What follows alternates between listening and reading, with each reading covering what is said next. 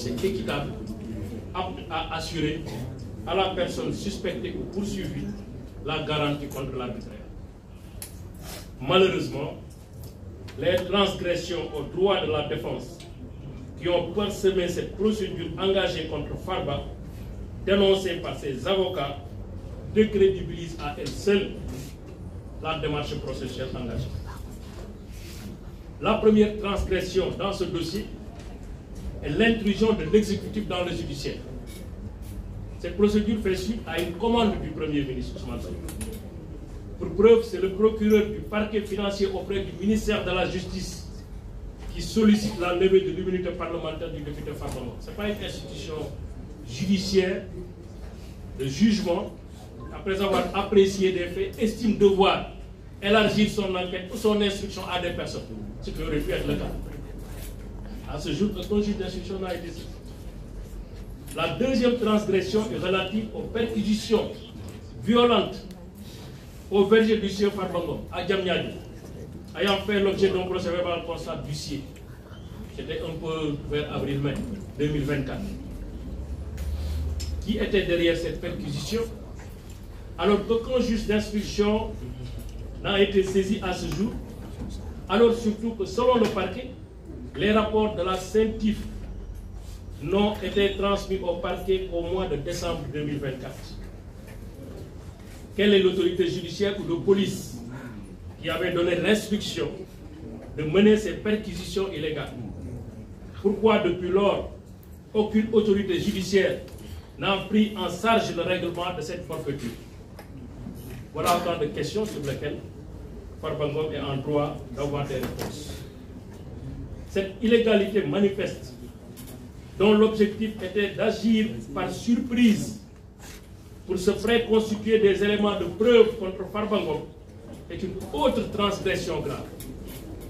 Elle n'obéit à aucune règle de loyauté, d'honneur et surtout de probité de la procédure pénale, qui doit mettre au cœur de son action le respect des droits de l'individu et surtout préserver la dignité de la justice dans sa démarche de tous les jours. Ces démarches maladroites attestent de l'innocence de Farba Ngom, à qui il ne serait reproché finalement que son appartenance à un parti d'opposition dont il est l'un des illustres membres. Farba Ngom n'a commis aucune faute délictuelle, sauf gagner la région de Matam. C'est peut-être ça son seul crime de lèse-majesté. Farba Ngom n'a jamais géré de fonds de deniers publics. Farba Ngom n'a jamais obtenu ou conclu de marché public. Il n'a jamais reçu de fonds de l'État du Sénégal. Il n'a jamais été entendu par la police, encore moins par la CENTIF. Aucun élément ne lui a été communiqué sur les faits qui lui sont reprochés. Il ne pouvait en être autrement, car il n'existe aucune infraction à la loi pénale commise par M. Mouhamadou Ngom Farba. Il s'agit pour nous, pour la coalition Takku Wallu Sénégal, d'un acharnement procédural accompagné d'une tentative d'asphyxie financière, foncière et fiscale, et surtout d'étranglement fiscal, en raison d'enquêtes fiscales engagées cumulativement aux poursuites pénales. Au moment où je vous parle, les 3 sociétés de Farba Ngom font l'objet d'enquêtes fiscales. Ça aussi, c'est une information. La SCI ABA, la SCP Sucre, la SCP Tidjania font l'objet aujourd'hui d'une enquête fiscale. Mesdames, Messieurs, nous avions tous salué et accompagné la réforme de la CREI, dont la critique majeure portait sur la violation de la présomption d'innocence et le renversement de la charge de la preuve. La réforme du 2 août 2023, modifiant le code de procédure pénale et instituant le pôle judiciaire spécialisé dans la répression des crimes et délits économiques ou financiers, dénommé pôle judiciaire financier en abrégé PJF, est une réforme majeure de la gouvernance du président Macky Sall. Cependant, la mise en place du pôle judiciaire financier ne devrait pas être une réforme de plus. Une réforme pour rien. Une réforme à l'issue de laquelle les droits de la défense continueront à être sacrifiés aux grandes dames de la crédibilité de l'institution judiciaire.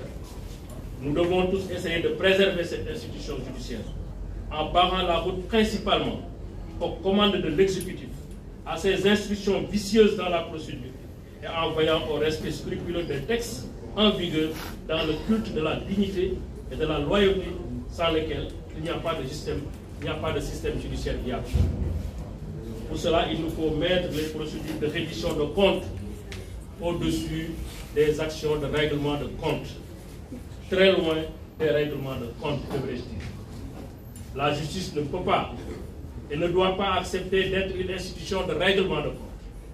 Nous voulons ici, dans ce pays, une justice libre, indépendante et impartiale, mais pas un instrument de vengeance déguisé en justice. Mesdames, Messieurs, au vu des observations qui précèdent, il nous semble évident que l'Assemblée nationale devrait purement et simplement rejeter la demande de levée de l'immunité parlementaire formulée par le parquet, qui n'est ni sérieuse ni sincère. L'Assemblée n'a été saisie que par une simple lettre du parquet financier. Aucun fait sérieux n'a été articulé, si ce n'est des allégations, des affirmations, des déclarations non étayées.